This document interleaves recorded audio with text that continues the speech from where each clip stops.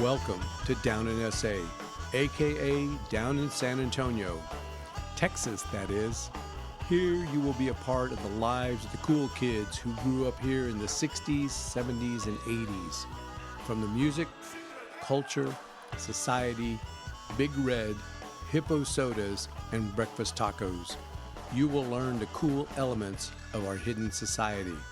So grab a long neck or a shot of tequila, light up a doobie, and say, screw the Alamo. This is who we really are, the cool kids down in SA.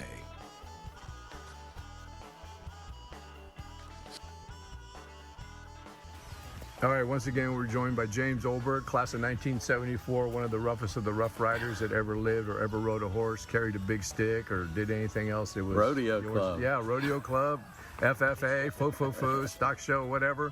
So we're going to go on another concert journey. Tell us about this next one. Well, probably one of the just unbelievable concerts to look back at now was that same gang that went to Breckenridge. There's 12 or 14 of us, myself, Fishbait, Kello, Gary Luger, Bill Gibbons, Dickie Kalanji. It was just a group of us that said, hey, we got to go to this concert. And little did we know, and now we know better, that it was the first launch for Jimmy Buffett, but Jimmy Buffett opened that concert for the Eagles Hotel California tour in June of 1977, Houston, Texas, at the old Jefferson Stadium at Rice University. And who else was on the headliner? I think it was just Jimmy Buffett, and it was like a 7 o'clock, 8 o'clock show, and the two bands. And what I recall of those days, right? It was a great concert. Of course, it was a Hotel California, the first tour, really playing all their greatest hits at that time, which are mostly their greatest hits. But you know that Jimmy Buffett came out little known, but everybody had fun with him. But again, they were doing this. There were people all on the football field, and everybody brought their big 12 by 12 canvas and started like Eskimoing these people. Oh, yeah, that's right. In the air. And I think they were doing that at UT. Yeah, tossing them up, man. But some of these people, we were just out there in whatever minds we had at the time from the ride from San Antonio. But just throwing people what appeared to be 40 to 50 feet in the air with these canvas. Everybody, 1, 2, 3, and then catching them, and the whole crowd going, whoa. But other than that, was kind of intermission between Jimmy Buffett and, of course, Eagles Hotel California. I remember we were kind of on the side, and I just went, several of us just made our way up to the front, and that's just one of those classic concerts that just can't be redone. Right, once in a lifetime. Yeah. In Hotel California, like they made that their whole complete tour, like I think last year, like we're gonna play the album in its entirety, and back then, like we saw it at the beginning of its entirety. And Jimmy Buffett. I wasn't at that show, but yeah. Yeah. That sounds kick-ass. It was fun. Hey, so tell me this. Did you have your CB radio when you were driving over there? You were a big CB radio guy, right? Everybody had one, but no, I don't recall. What was your handle? Slammer. And a lot of us know why, because of slamming doors of Corpus Christi PD. That's a whole other story. The night Nixon resigned, August 8th, 1974, that infamous weekend at the coast with our parents and other friends. But that was my hammer. I think Richard only wrote in my annual, which I have right over here, but best of luck. Remember those slamming doors, CCPD. But well, a lot of times too was because when we would drive up to Austin we go through the Valley of the Bears that even made it on like some national song. Like, tell us about the Valley of the Bears, because like the entire country was obsessed with Selma, Texas. Yeah, I think it was I-35 was just finished like in 1960, and it was there by what is now the Hooters, which was the original WAI radio station that turned into the Selma police station. And you kind of came over that hill from New Braunfels, I guess, and they called it Valley of the Bears because kind of like, I guess, a little bit of Smokey and the Bandit. Yeah. And everyone was, flashing their lights. But Selma, for the longest time, it was one of the biggest speed traps on I-35. Yeah, you'd even hear them on the truckers just saying, Yeah. The Bears are out, Bears are 10-4 copy, slammer here. Yeah, but that whole CB deal was, everyone had their little antenna, and hell, that's the only way you could communicate back then. And you could go on over to channel 23 right. and chat over there. Got you, big buddy. Hey. Private talking on the backside. Yeah, but traveling, everyone kind of be talking. Someone would see you going by or something, or just give you a mile warning, because everybody had a CB almost then when they traveled, and said, "Hey, good buddy, you got a bear about a mile on the left up the road." Oh man, I've even forgotten about that. But What were you driving back then? I think that was still, I had the 460 Ford Falcon Futura. Oh, that's right. Yeah, we Googled one the other day because someone was saying, "Hey, what were you driving?" And then I had traded that in or wrecked it in. Wrecked it in, not traded in. I wrecked it in. What'd you get then? I had that green 1970 Mustang. 302 two-door. 3-speed, right? 3-speed time machine. Did a drag race with Ed Quinny in front of the time machine and beat him. He almost went nuts because you can't beat me with my Duster. He had that Plymouth. Right. That 340 Duster? Yeah. And that was a nice little quarter mile in front of the time. I think I got it out. I beat him, and I don't think I ever took it out of first gear. But I had that 70 Mustang for a long time. That was a fun little car. Well, the best memories that you have from Golden Stallion. Oh man. Okay. All right, ask him. Hey James, what about Golden Stallion? What are your best memories out of there? Wow. My first memory, I don't know if y'all recall it. We lived on Cicero. Again, everyone knows this, but Cicero Street behind the Wonder Bowling Alley was a half a block. Well, it was a whole block, and then it ran into the end zone of Kruger football field, and then it started back up on top of the hill. But on our street, there were 110 kids on a half a block on Cicero. The Campbells, the Schultzes, Kalonji. 2 sets of Winklers, Richard Winkler, and then Clifford Winkler, and Jesse Burciaga, the Signs, Robert Lopez, Dickie Kalonji. Paul Pawelka. Oh, yeah. Wow. Pawelka, man. Wow. Pawelka, and it just went like that all the way down the street. But I don't know why I got off on that. The Golden Stallion. But that was a dance hall, right? That was a dance hall. hall. Yeah, probably where I was going there is I remember the first, Dickie Cannon lived right off of there. And Tomlin lived just at the end of the street there. So we had fun on that street. But we somehow, I don't know who drove us, someone had to have, because the first time I walked into a Golden Stallion, I was 15. And they put this little ticket on your collar and stapled it on there. So you better not take it off because there were sheriffs there, and you could go there if you're a minor. You just couldn't drink, and we didn't drink in there.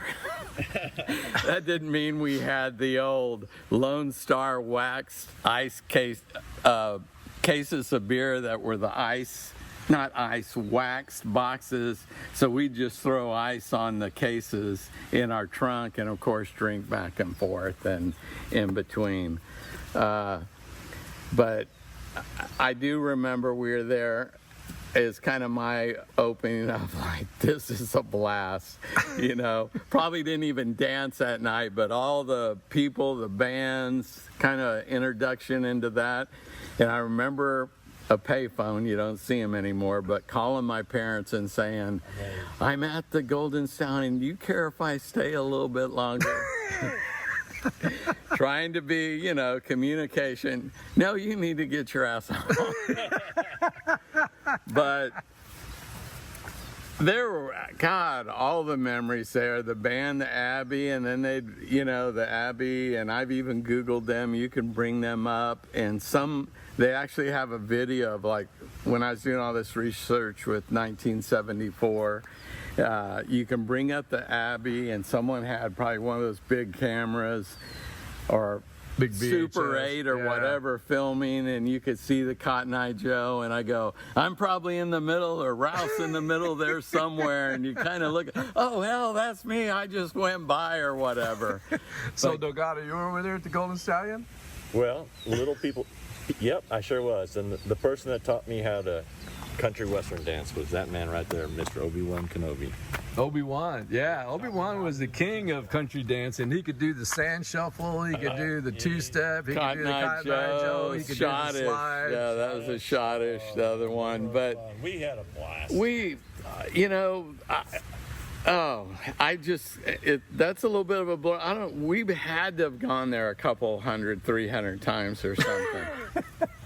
And then, like every Thursday, Wednesday, or Thursday, Friday nights, we were there. And it was just pretty much clean fun and go and dance all night, and it was a blast, and it was the place to go.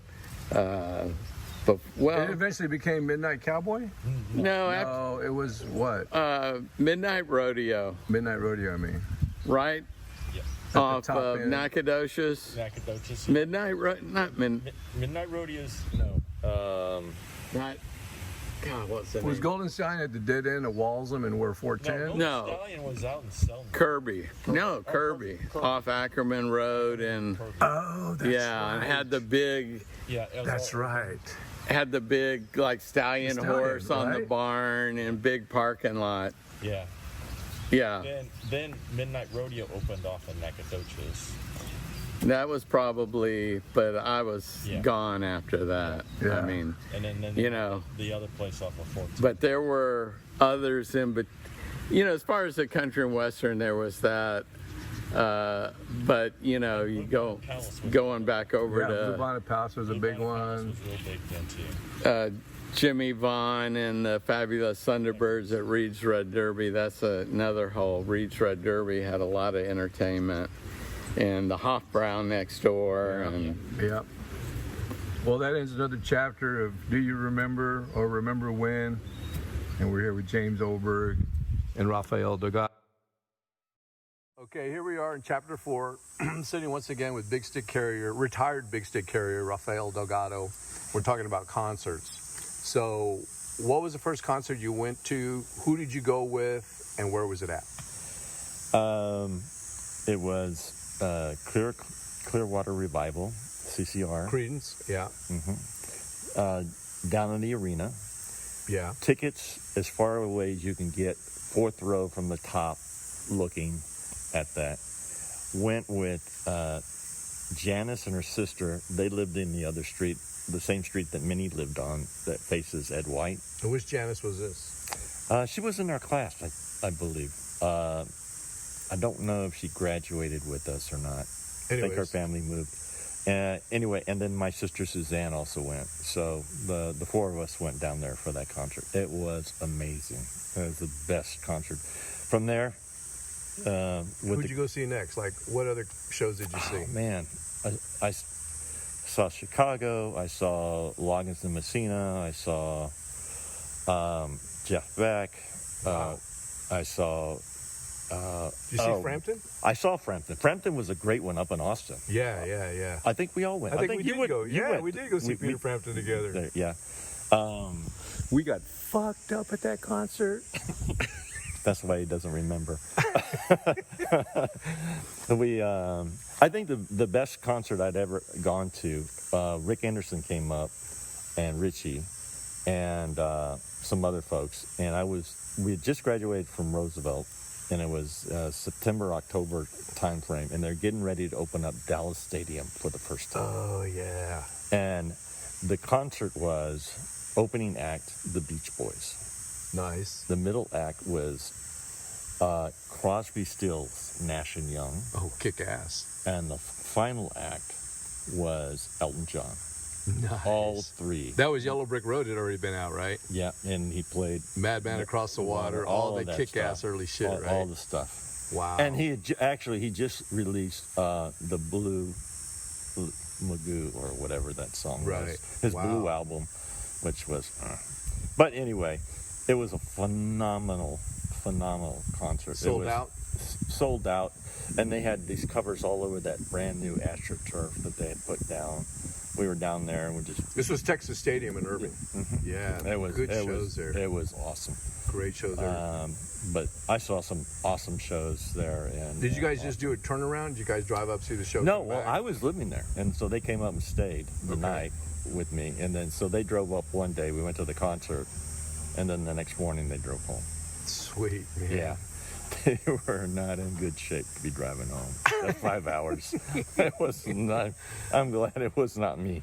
How much were tickets back then? You remember? Oh for a gosh, show like that? I think they were $25, $30 bucks. They weren't that much. Yeah. They weren't that much. Compared Not to like today. now. Not for shows like that. Oh no. Did you ever go see the concert? I remember I went with Luger, Diana Moore, I think Joy and Alan Chapman. We went to a memorial where it was... Joy, that's the two people that we used to go hang. Joy. Yeah, Joy and Alan Chapman. Yeah, that's right. Then they moved. Yes. Yeah, that's right. Then they moved. That's right. But I think, did you go to Memorial Stadium when it was opening act was, I think, Santana. All I know is ZZ Top, Santana, and then the Rolling Stones. I didn't go to that one. That's the one you went to, right? Yeah, we're going to talk to Obi-Wan in a minute and let him tell you about that show. No, I saw Santana here at the Sunken Gardens, and that was a great show, too. One of my best, most enjoyable was in Austin was seeing Tom Petty play, and this was when he was just starting out, and his first concert was in Austin. Nice. Before he became big. Yeah. And he was phenomenal. Him, and then John Mayer, seeing him in concert, these were really good, too. So I've seen some great concerts in my life. Well, you're still going to see some, so don't worry about it. Yeah. Yeah. All right. Then. Yeah, just from the senior section, though. He's not in a wheelchair yet, folks. I'll take one just in case. All right. All right. Thanks, Ralph. Once again, that's another episode of Do You Remember When from the class of 1974. Stick around. We still got more. We're going to come back. Okay, so here's chapter 3 of Do You Remember 1974 Theodore Roosevelt Rough Riders. And we finish in chapter 2, kind of coming to the end, where Ralph makes full admission that he was not a part of that, the theft of the mascot from MacArthur High School. Like, there was always a rivalry. I think it was Lee High School, were they one of them? Lee, New Braunfels had the unicorn. They had the unicorn before, like, the unicorn fad came into place. And then MacArthur had the spirit jug, right? Spirit jug and the Brahma. Yeah, and the Brahma. The Brahma was the big catch, is what we were looking for. Yeah. And we'd already done our... and Churchill. Churchill. Oh, yeah, Churchill. What was their mascot? They didn't. I don't think they had one. Right? No. Oh, they had the bulldog. Oh. But it was live. It was a real live. They had a real live bulldog, so it was too hard for us to snatch the dog. Although we probably would end up keeping that. And then we had Seguin. And what were they? I can't remember what they had. Anyways, we don't remember what they had. But anyways, so I devised a plan with Luger and Rick Anderson, Tim Morris, There were about 8 of us, and we had already done our scouting. We'd already got some intel on where they kept the Brahma. And the thing of it is that like we always knew we were going to make an attempt to steal each other's mascots. So we had heard that they would move it around, and we would move around the big stick. But then I think these guys like kept that at your house, right? Or somebody's house, the big stick? We kept it at school in the art department. Oh, okay. And then we would pick it up before the games, and then it would stay at my house or somebody's house over the weekend, and then it would go back in the that Monday morning. Okay. So it would be in the art department because they'd have to repair all the paper mache that they'd all been banging on that big stick. So I devised this plan. We go over to Tim Morris's house, and on the driveway, I got some of Patty, his sister's chalk, and I chalked out like the outline. There was like this ditch that was on the perimeter of MacArthur's football field, I think, and we could park on this other side of it. And so one night we go there dressed in black, and me, Rick, and somebody else, we hopped the fence. We ran up to like this built barn type of holding place that they would have the Brahma, which was pretty big. And so we go up there, and before we leave Tim's mother's parents' house, Miss Morris comes out and she goes, you know, Chick, honey, I know you guys are having your little school spirit thing going on and what you guys are going to do, but do you mind grabbing the hose and washing the plans off the driveway so it doesn't come back to our house if anyone finds out where this plan was devised? I said, yeah, Miss Morris, no problem. So I'm spraying it down.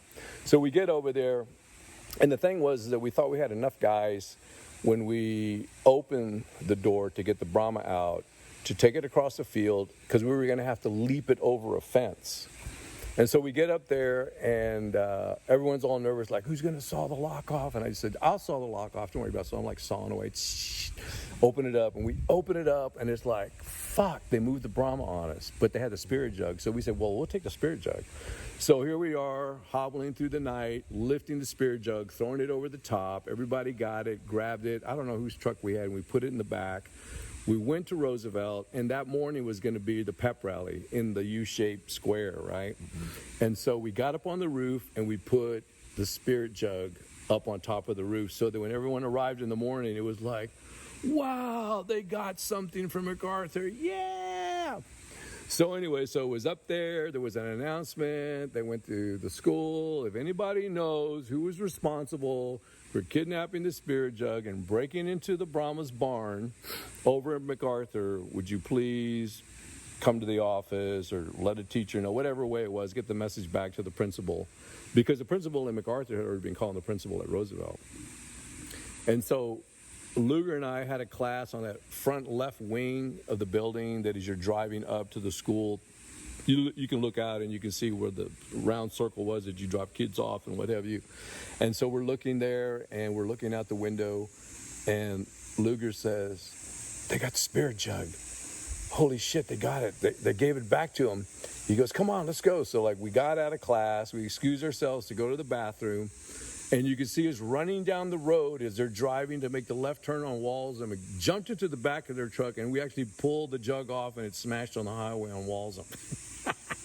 And people were looking at us. They were all up against the glass going, oh, look at those two guys. They're getting the spirit jug, because we did not want to surrender the spirit jug. So anyways, we ran back, went to class, and to this day, I don't think anybody really knows who took the spirit jug, you know? Anyways, there's your answer from Ralph Delgado, straight A student, big stick carrier, sworn to secrecy. That's part of what he does today in his professional job, and we appreciate that. Anyways, that's another one of our stories of Do You Remember, 1974. James and I are up here at Canyon Lake. There's James, he's roughing around in front of his boat here. And this is like the early days. Let me get out of this shadow here. This is like stories of some of the early days. And really, I think at the beginning, it was Clifton, Gary, you and I, and we'd go to North Park or Jacobs Creek, because that's when Dwayne had his drag boat. He had that black and yellow checkered drag boat. And it was, I think it was my my senior year, but Gary had talked me into buying this piece of shit Ford Econoline van. Remember that van that I had? Yeah, white one. And because he was like, yeah, man, we can put the kegs in there. He had a mini bike. We put our grills in there. We put our tents. We put our backpack. Everything that we had, we stuffed in that van. I had broken up my parents' stereo and made these box speakers and put an 8-track. And my very first 8-track was Aerosmith's, the beginning of Aerosmith, right? And so we'd come up here. And at that time, yeah, it was kind of early in the week that we'd come up here. And they'd go launch the boat down in North Park. They'd bring the drag boat over, and like on a Sunday morning, he'd crank that fucker up, and it would be loud as shit. You could hear it all the way across. And Luger used to ski behind that thing. And once on New Year's Day. Oh, that's when Denver came up, right? Right, and where... But that's, yeah. Luger skied on New Year's Day, and he did like this incredible tumble. 60, 70 miles an hour, and he was like tumbling dice, man. The Rolling Stones wouldn't have been able to keep up with him rolling around. And so eventually we left North Park and we found Komal. And that's where we collectively began to have these woodsies, these ski parties, these come one, come all. And, James, we just passed that cove. We just went by there to see how much the water level had changed. They even have life jackets there now. Somebody was always drowning at Canyon, and we used to say, if someone drowns early in the season, it's going to be a bad summer. So we'd always cross our fingers that nobody would drown until at least maybe July. If you got somebody drowned in July, you were going to have a pretty good summer skiing on Canyon. But yeah, James is out here now. This is his place now. This is his space. Yeah, enjoy coming out here. It's peaceful, and I'm just cannot believe that we are out here Friday, Labor Day weekend, and there is not a boat in sight. But maybe it's because it's Friday and everybody's cranking up for the big weekend, but it's supposed to rain Sunday and Monday, so I don't know what they're waiting for. Better for us. Yeah, right. It rained a little bit today. So anyways, we look forward to seeing all of you at the reunion. I think it was either Kathy Geddes, Kathy Sweeney, or Vicky Stewart, but they all kind of said the same thing, that 50 years is vaporized now that we've been seeing each other and talking to each other and looking forward to the 50th reunion. It's like it just shrunk down to being back in high school. And you know what? There was nothing bad about being back in high school. Fucking lot of fun.